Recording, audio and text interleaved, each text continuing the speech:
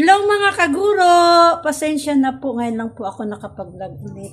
Magandang gabi sa inyo mga kaguro. Hello kayo riyan.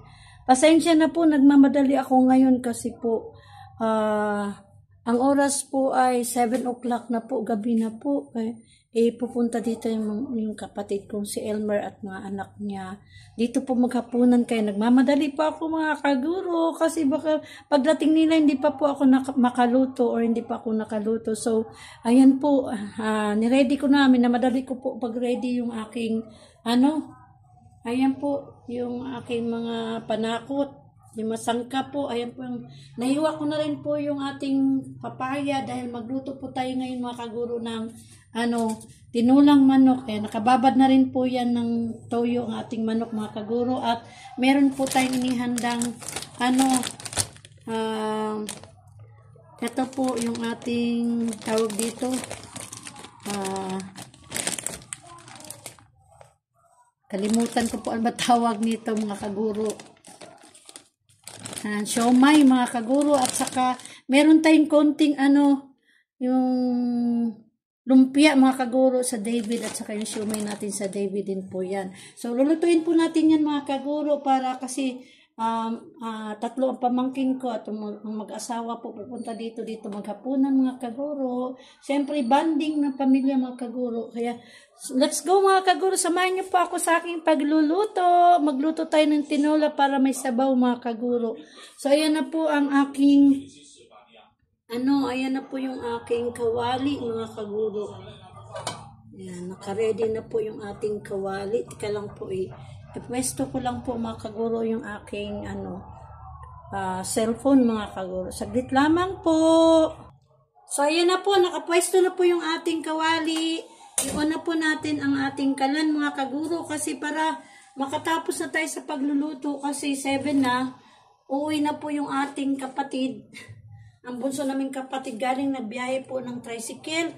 Pagdating niya doon, mga 7 po doon sa kanila. Pagkatapos nun, magre-ready na po sila para pumunta dito.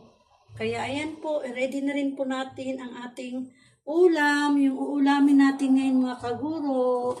So, syempre po, 3 pamilya po tayo ngayon mga kaguro. Kaya bukod sa ating tinolang manok, ay magluto tayo ng siomay at saka yung ating kaunting lumpia mga kaguro from David po. Kasi sobra lang po yan mga kaguro nung binili ko ng birthday ng aking pamangkin, yung asawa ng aking pamangkin na si Ebony.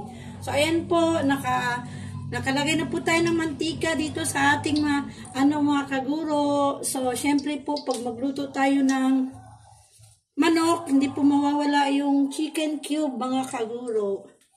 At yung ating magic sarap mga kaguro.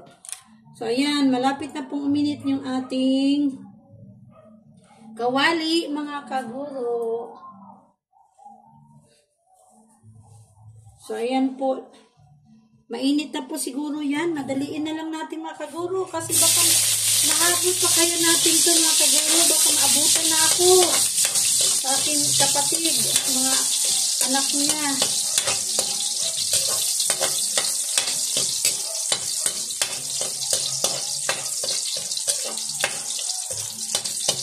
Nakasaing na ako mga kaguro. Nagsaing na yung ang asawa ko pala. Nagsasaing na po mga ako pala mga kaguro nagsaing. Kanina nagsaing na ako. Nahuli lang po yung pagluto ko ng ulam. So habang nagluluto pa ako mga kaguro, shout out sa lahat. Shout out sa aking mga silent viewers.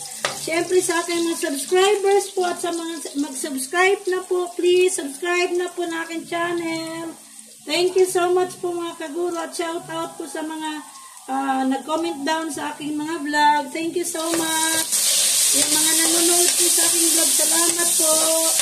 At sa mga manonood pa po sana'y subaybayan niyo po ang aking mga vlog kahit po minsan po ay wala po akong ma-upload.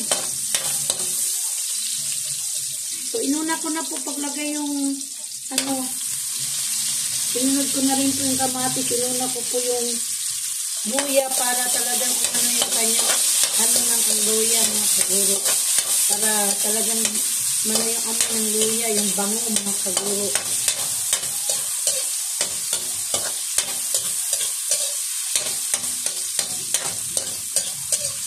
syempre po, baka pagdating nila, gutom na po yung si Rihanna kasi yung pamangkin ko. Kasi nag-exam po siya kanina mga kaguro para po sa entrance exam po niya. Kasi nag-ano po siya nag-exam po siya sa iba't ibang school para sa kolehial niya po mga kaguro. So, 2 po exam niya ngayon. Kaya siguro gutom na po yung pagdating.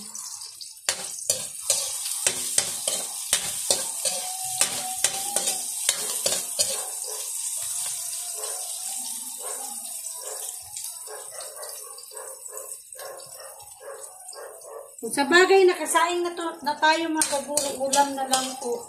Pero hindi ko alam kung mahabol pa po to. 7:30 na po mga kaguro. Baka mga 8:30 makakain na po siguro kami mga kaguro. So ayan, lagay na po natin ang manok. Ito ay binabad ko po sa toyo mga kaguro. Para pang ano na rin sa lasa at sa kalangsa niya mga kaguro. Siyempre po, maano naman po yung langsa dahil meron po tayong luya. Hindi mawawala po ang luya ng ating tinola mga kaguro.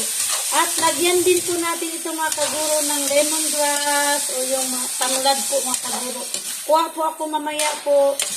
Doon po sa itaas, meron po tayong kaunting panin na tanglad. Kaunti lamang po siguro mga 3 lang po yun. 3 puno. Tukanin natin isang sanga or puno para ilagay nito para mas lalong mabango at masarap mga kaguro. Mas masarap po kasi kapag merong tanglad mga kaguro para sa akin. Pero ewan ko lang po sa iba mga kaguro. Yan, halu-haluin lang po natin para magsuot yung lasa.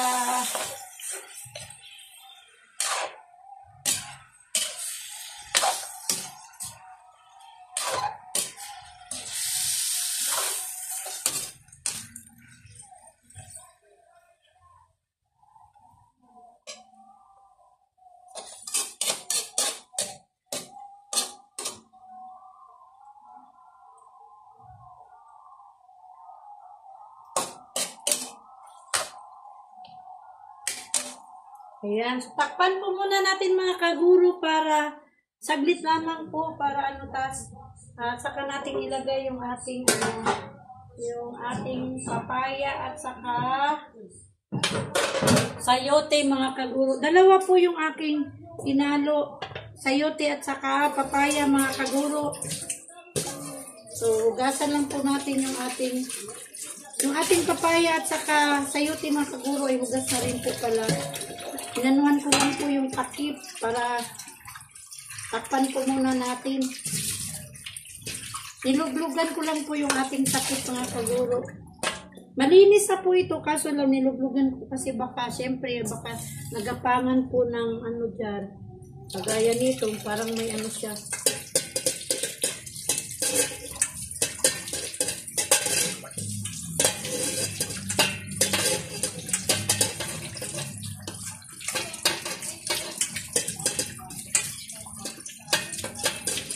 Iluglugan ko lang po yung takip mga kaguro saglit lamang po.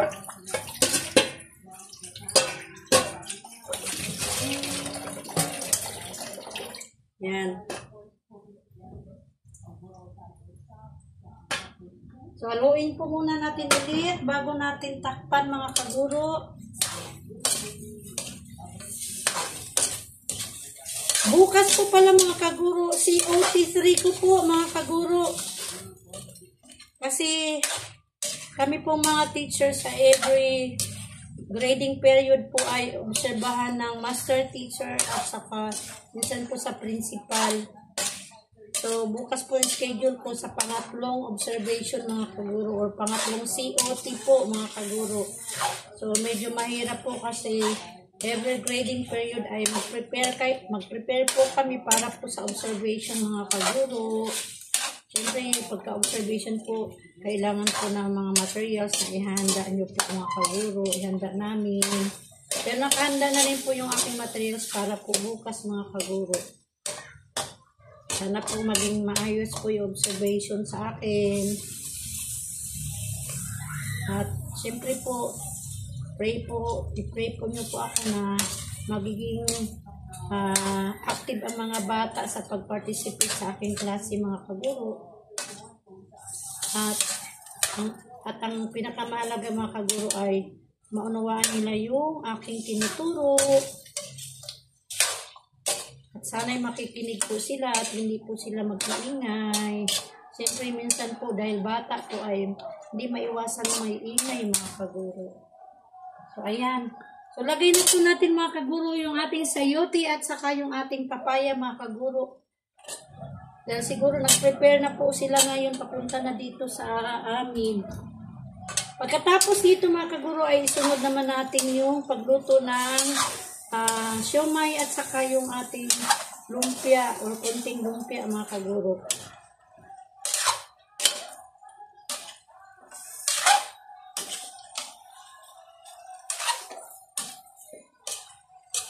So, igisa lang po natin saglit yung ating papaya. Saka natin siya lagyan ng sabaw, ng tubig para sa sabaw po, mga kaguro.